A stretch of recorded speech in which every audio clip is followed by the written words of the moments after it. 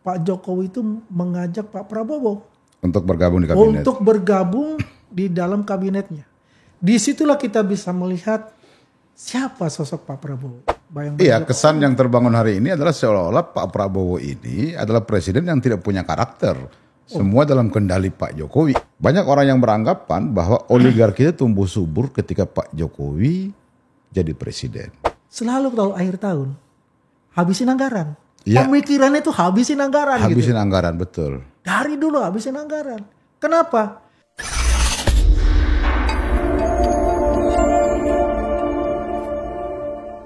Assalamualaikum warahmatullahi wabarakatuh. Sahabat Muda Indonesia, jumpa lagi dengan saya Ilham Rasul di podcast Rumah Pemuda. Belakangan ini sahabat muda Indonesia, banyak orang yang meragukan soal harmonisasi hubungan antara Pak Prabowo dengan Pak Jokowi. Padahal kita tahu semua, Pak Prabowo lahir dari tangannya Pak Jokowi. Dan kita semua mengakui bahwa peralihan kekuasaan yang terjadi adalah peralihan kekuasaan yang sangat smooth. Lalu ada urusan apa orang-orang ini sehingga mengembangkan opini bahwa seolah-olah dua tokoh bangsa ini terjadi perpecahan. Di hadapan saya telah hadir kakak saya, Bang Andi Ajwan. Meskipun saya tidak lahir di Bugis, Kanda, tapi Andi Ajwan ini mesti saya panggil Puang. Karena saya lama di Makassar. Teman-teman saya banyak orang Bugis. Yeah. Bang Andi Ajwan ini adalah sekretaris jenderal dari Jokowi Mania. Bukan. Wakil Ketua Umum Jokowi Mania. Oke, sorry. Wakil Ketua Umum Jokowi Mania. Jokowi Mania. Artinya beliau termasuk orang yang 10 tahun berjuang mengantarkan Pak Jokowi menjadi Presiden Republik Indonesia selama 10 tahun. Bang Andi Ajwan, apa yang Bang Andi lihat dari polarisasi politik yang terjadi hari ini? Seolah-olah penting banget rasanya kita mau pecahkan antara Pak Prabowo dan Pak Jokowi, padahal baik-baik saja. Ya, terima kasih Adinda Ilham. Assalamualaikum warahmatullahi wabarakatuh. Waalaikumsalam. Salam sejahtera bagi kita semua. Pertama-tama saya mengucapkan terima kasih yang sebesar-besarnya bahwasanya saya diundang untuk hadir di Rumah Pemuda ini. Ini yang kedua kali nih. Yang kedua kali Dinda Ilham. Betul. Jadi alhamdulillah kita bisa ya berpodcast di sini. Nah, ini dengan Andi Ilham yang baru pertama ini. Sebelumnya bukan dengan Andi Ilham. Iya. Ya, jadi mengenai polarisasi ini memang agak menarik politik kita ini sekarang gitu ya. Dibandingkan waktu dengan Pak Jokowi dulu gitu. Karena memang juga perbedaannya juga sangat mencolok. Yang satu sipil, yang satu militer. Militer, betul.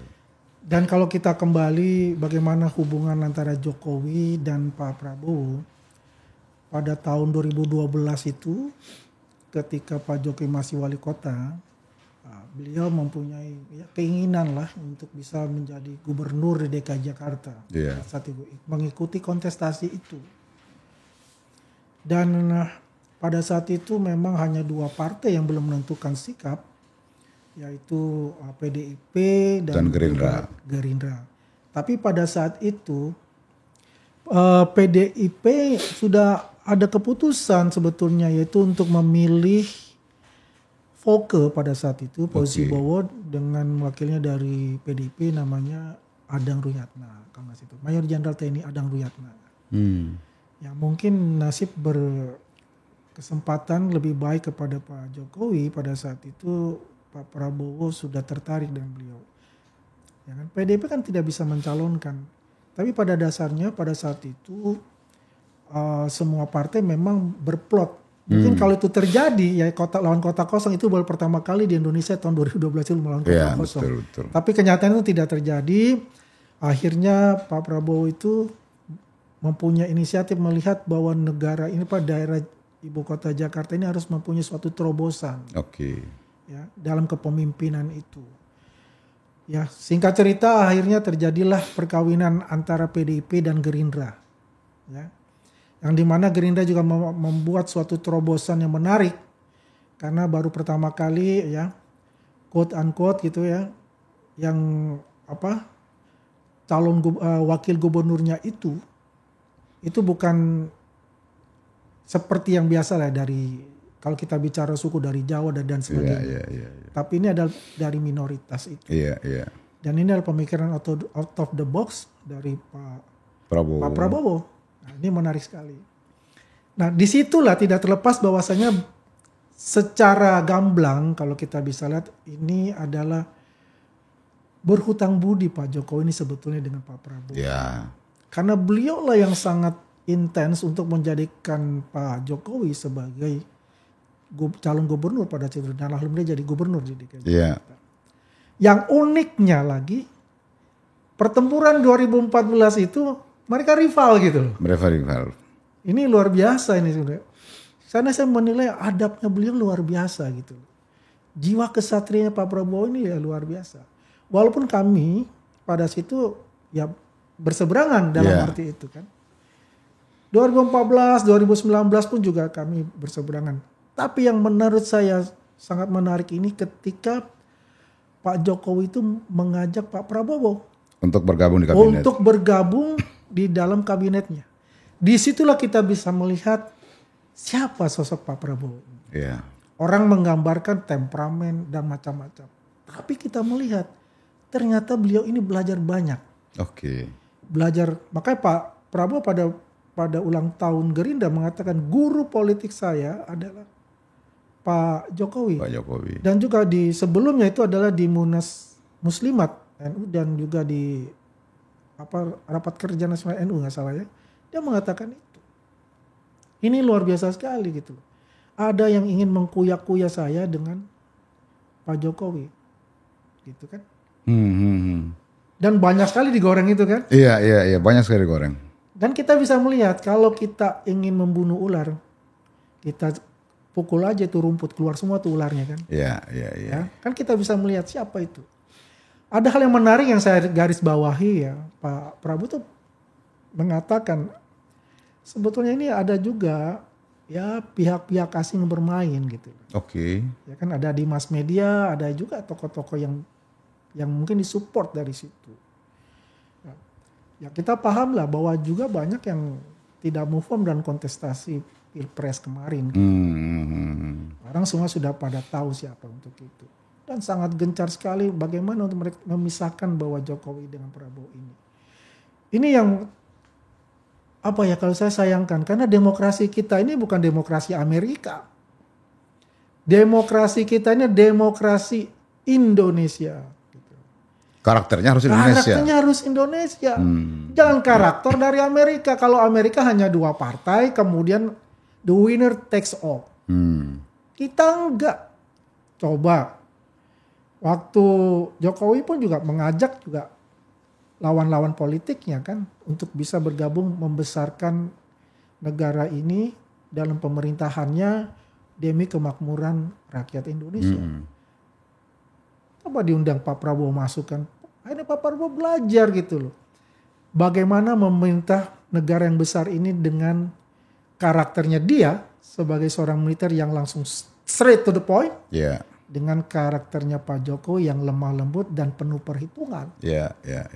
Ini suatu combine yang bagus gitu loh. Masing-masing sebetulnya presiden-presiden kita itu mempunyai sejarahnya. Tapi kita tidak ingin bahwasannya itu, saya secara pribadi, adalah presiden-presiden itu dinegasikan dia punya apa namanya legacy-legasinya dia. Gitu. Iya.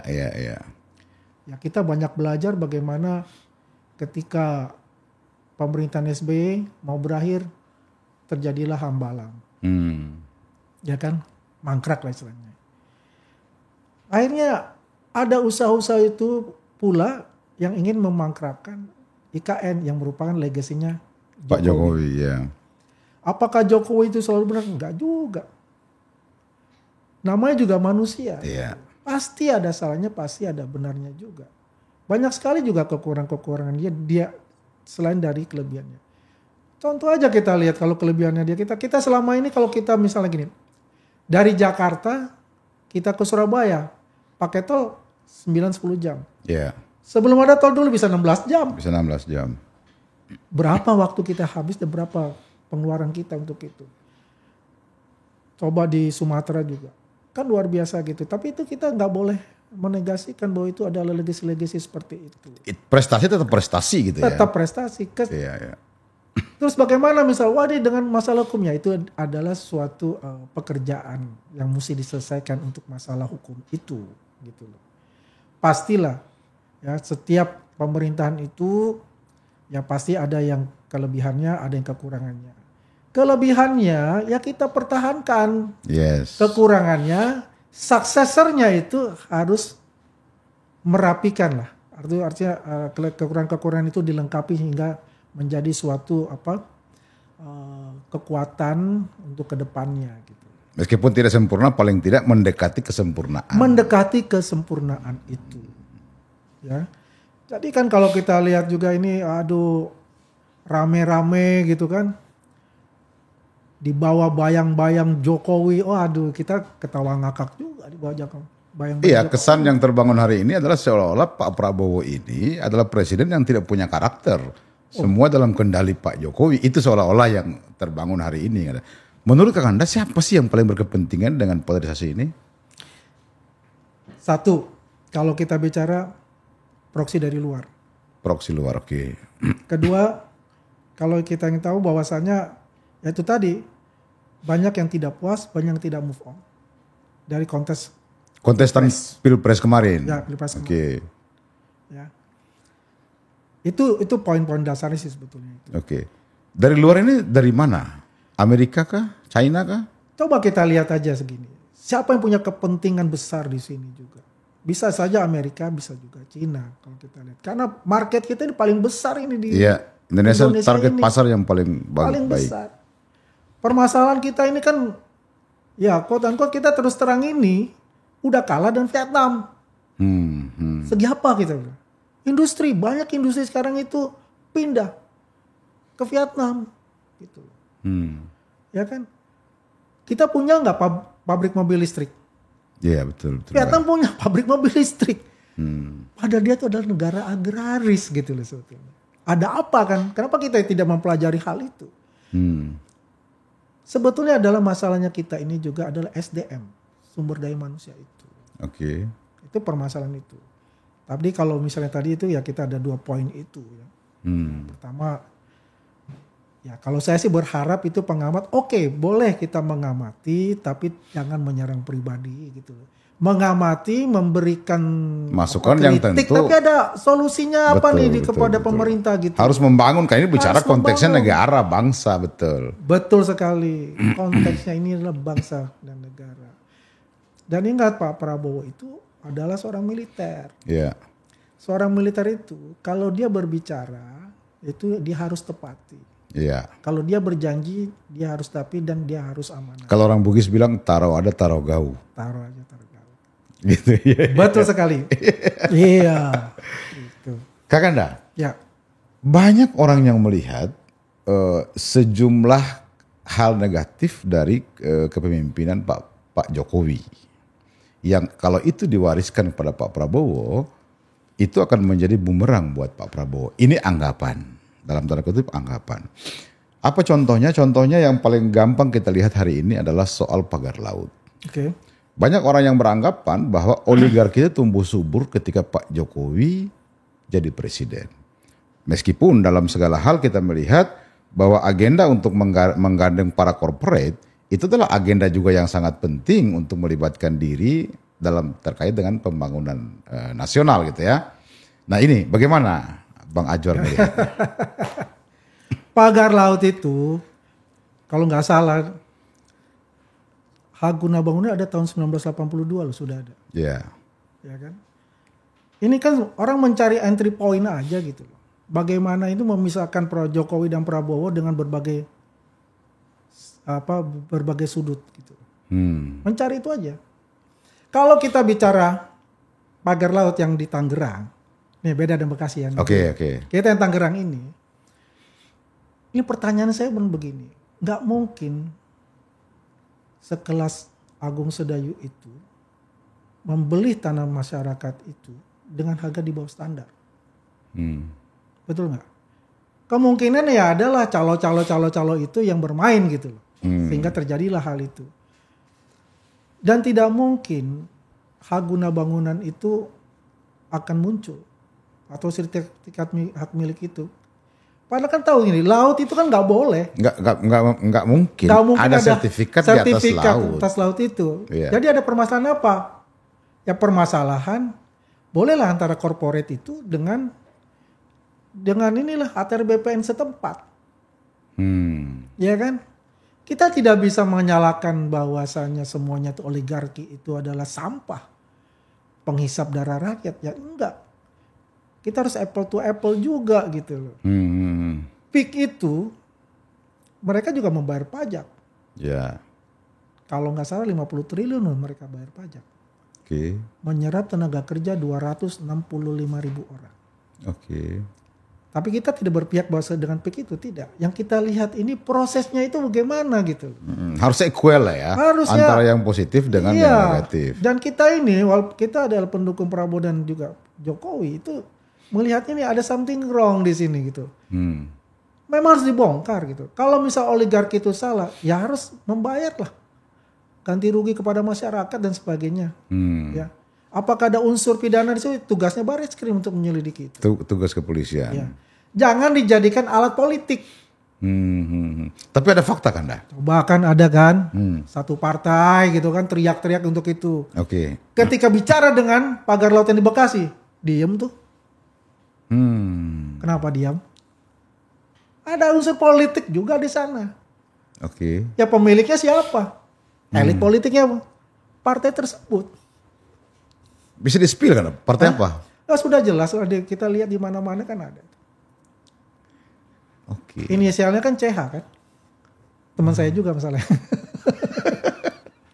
Banyak yang bilang bahwa proyek-proyek yang digarap oleh oligarki hari ini alasnya adalah program strategis nasional yang dicadangkan oleh Pak Jokowi. Sehingga dianggap bahwa Pak Jokowi lah yang menjadi pintu masuk para oligarki itu untuk menguasai seluruh aset bangsa lah. Yang pemberian Tuhan ini gitu kira-kira. Jadi gini, kita nggak bisa menyalahkan Jokowi. Sejak zaman Orde Baru pun oligarki itu ada. Cuma kita akui pada saat itu tertata. Ya. Biar bagaimanapun korporasi itu mempunyai andil dalam pembangunan kita. Karena uang kita, PBN kita tidak cukup untuk itu. Iya. Ya kan? Banyak proyek-proyek itu ya pastilah seorang korporasi oligarki itu pasti kan dia mencari untung. Nah, kalau dia mencari untungnya kebangetan ya barulah kita ini kan ya. Lalu kita lawan demi rakyat, ya kan? Tapi kalau memang itu business as usual itu nggak masalah sebetulnya. Malah mereka merekrut tenaga kerja di daerah setempat. Dari sisi itu Kak, dari sisi itu Bang ya. Kalau kita bicara PSN, nah ini PSN kan banyak tuh. Ya. Salah satunya PIK, anggaplah. PIK. Saya sudah lihat tuh tempatnya, PSN itu. Itu memang adalah, berapa hektar ya? Saya lupa untuk hektarnya itu ada apa namanya, masih bentuk mangrove, hutan mangrove, terus ada empang-empang itu. Itu memang berbatasan sekali gitu loh. Ya. Oh, laut yang dipagar dengan lokasi PIK 2. Bukan laut. Jadi ada jembatan untuk PIK 2 itu di bawah ada laut apa namanya? Kali Cisadane gitu. Oke. Sebelah sini ada laut. Itu belum dibangun. Saya diskusi sama ya GM-nya di sana, direkturnya di sana itu pada saat itu kita ada pertemuan, dia mengatakan ini akan dibangun sirkuit, akan dibangun kayak Disneyland. Kayak model di Hong Kong itu, Tokyo itu. Dan kami tidak akan membangun perumahan di situ. Jangan salah. Oke. Pemerintah nggak mau bangun itu. Ya nggak punya duit lah gitu. Nah nggak punya duit lah.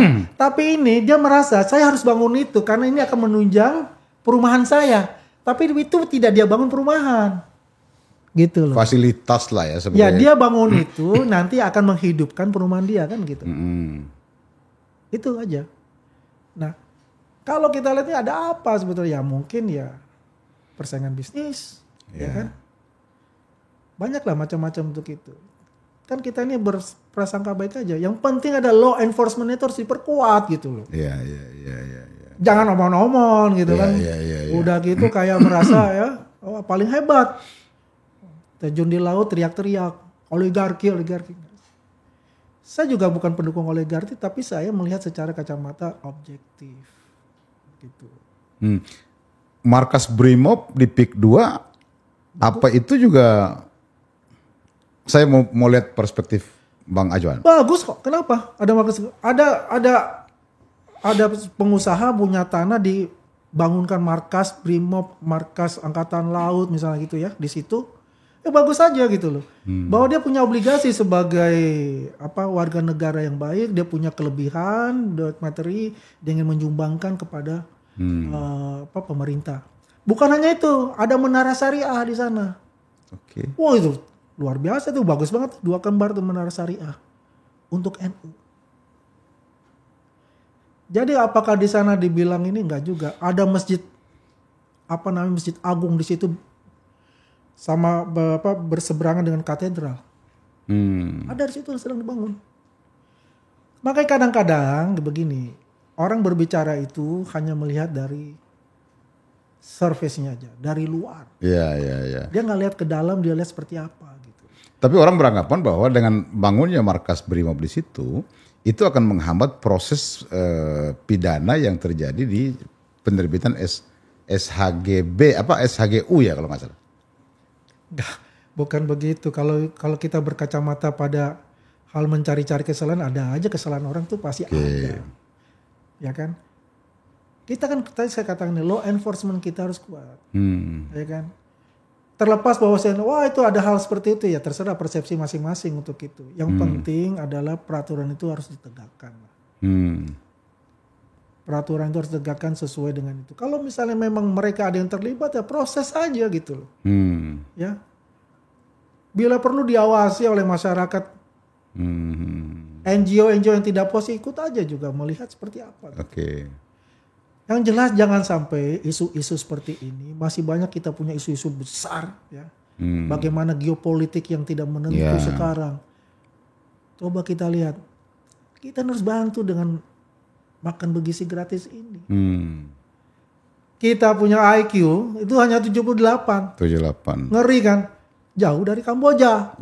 Bagaimana negara sebesar ini, sehebat ini, dengan natural resources yang luar biasa, bisa kalah sama negara agraris. Gimana cerita? Makanya Pak Prabowo ke India, dia juga mempelajari makan bergizi gratis di sana. Gitu loh. India tuh 10 tahun yang lalu baru dilaksanakan itu. Kita baru hari ini ya. Kita harus ini. Artinya ini udah ribut-ribut ini. Iya, katanya sih ini juga program makan bergizi gratis juga memberi dampak yang sangat signifikan terhadap penganggaran pembangunan kita. Itu kita akui. Segala sesuatu kalau kita melakukan langkah pertama itu pasti susah. Pasti susah, betul. Ya kan? Tapi kalau kita tidak punya niat, akhirnya kalau kita tidak punya niat, akhirnya kita hanya apa? Sebagai penonton. Bukan sebagai pelaku. Gitu. India sekarang itu sumber daya manusia hebat-hebat. Silicon Valley itu semua orang India CEO-nya. Coba bukan. Microsoft orang India. Semuanya orang India. Karena memang gizinya diperhatikan sama pemerintah. Karena pada waktu SD, SMP, SMA kan kita ginilah. India itu kan perbedaannya sangat ini ya. Tapi mereka itu diperhatikan gizinya. Kita kasih makan siang seperti kita. Kasih makan siang. Sebetulnya gini, ini juga akan meningkatkan UMKM kita. Ya, asal memang dikelola dengan baik ya, dengan transparan gitu ya. Dengan tujuan kita bahwa SDM kita jadi SDM unggul tahun 2045 itu. Kita kritik boleh, kasih solusinya begini. Misal kita kritik A, Pak, pendapat saya solusinya seperti ini, sampaikan aja. Daripada kita bilang A yang dihajar pribadi. Iya. Jadi nggak fair ya. Nggak fair. Buruk buka, cermin dibelah. Ini kita coba mengeksersis kebijakan efisiensi ini, Bang Andi Ajwan. Kalau terjadi efisiensi dari belanja pembangunan, maka praktis orang-orang yang jual pasir, orang yang jual toko bangunan lah, itu akan kehilangan sumber yang sangat pasti. Yang kedua, para IO yang biasanya menangani event-event di pemerintahan juga akan mengalami masalah yang serius. Begitupun terhadap buruh-buruh harian, buruh-buruh lepas segala macam. Itu juga akan berdampak. Meskipun dengan makan bergizi gratis juga akan menumbuhkan UMKM baru. Menurut Bang Acuan, ini bagaimana pemerintah mengeksersis ini? Karena kalau tidak, ini bisa menjadi gejolak sosial. Ya, jadi begini, memang pemotongan ini ada beberapa, ada 16 KL ya yang dipotong itu. Pasti biar bagaimanapun ada dampak signifikan. Karena mereka kan biasanya existing ya. Iya. Sudah nyaman, the convert gitu. Betul. Dan pasti kaget melihat institusi baru gitu kan. Apalagi mereka udah, sorry ya kalau kita bilang ini ada direktur apa ya, perusahaan apa kayak gitu kan, BUMN atau apa itu, mendapatkan kursinya itu kan gak gampang. Pastilah ada duit ya beli itu kursi itu kan, gak mungkin gitu? Lah. Iyalah. Iya. Karena kan berpikir dong. Iya. Waduh ini program saya ini bisa dicoret nih, gitu kan? Wah habis nih saya gini kan, begitu pemikiran. Iya.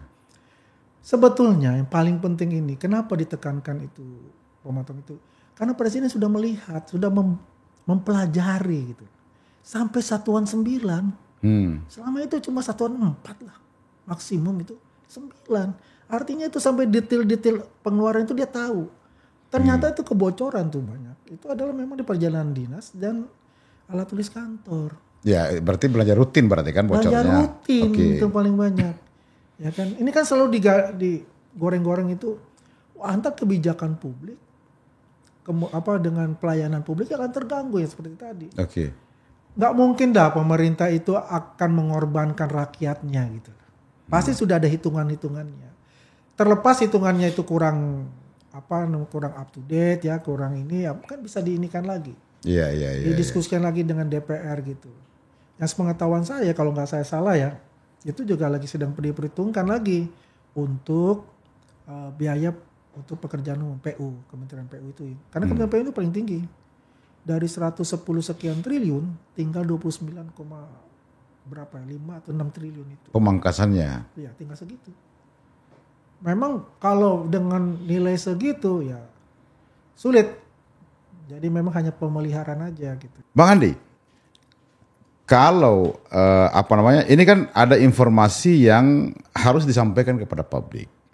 Termasuk saya itu masih memahami bahwa pemangkasan anggaran itu pada sektor belanja pembangunan ya. Bukan pada sektor belanja rutin. Ya. Kalau belanja rutin memang itu sumber korupsi. Saya akuntan Bang, saya tahu persis bagaimana cara orang-orang pemerintahan itu memainkan urusan-urusan belanja rutin itu. Ya. Nah, ini yang harus saya tanya kembali ke Bang Andi, apakah yang dipangkas hari ini adalah belanja rutin ataukah belanja pembangunan? Ya, itu bisa saja dua-duanya. Oke. Ya, karena belanja pembangunan ini memang kan sekarang Presiden Prabowo dan Presiden Jokowi berbeda. Waktu Presiden Jokowi itu menggencarkan di bidang infrastruktur. Ini kan sudah jalan nih infrastruktur kan. Sudah ada yang berhasil, sudah bagus. Sedangkan Pak Prabowo itu ada program populis. Ya, bagaimana meningkatkan SDM bangsa Indonesia itu. Ya. Setiap anggaran yang dialokasikan masing-masing kementerian itu, memang kan ada belanja rutin. Dan itu paling banyak. Kalau di APBD kan lebih dari 50%, bahkan 58% itu habis untuk belanja rutin. Itu fakta. Saya pernah penelitian itu karena saya akuntan. Betul. Jadi Dinda Ilham ini gini, kalau kita lihat ya, selalu kalau akhir tahun habisin anggaran. Ya. Pemikirannya itu habisin anggaran. Anggaran, betul. Dari dulu habisin anggaran. Kenapa? Kalau anggaran gak habis, nanti tahun depan lu gak dapat lagi nih.